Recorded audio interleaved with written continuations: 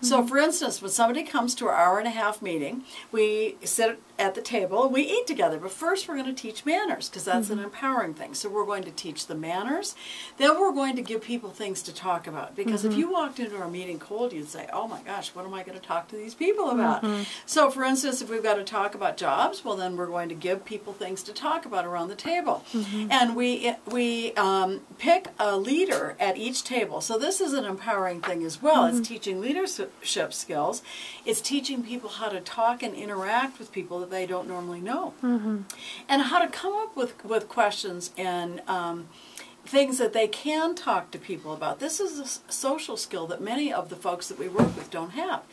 So again, we're sitting around the table, we're talking, we're learning manners, and then we're talking about the topic of the evening. So jobs. So maybe we're talking about, have you ever had a job? If you're a child, what kind of job would you like to have? Have you ever thought about babysitting? How do you get involved in earning money for your family? Do you do yard work or take care of the house? Do you do a little clean up in the house, help with dishes? What do you do? What about allowance?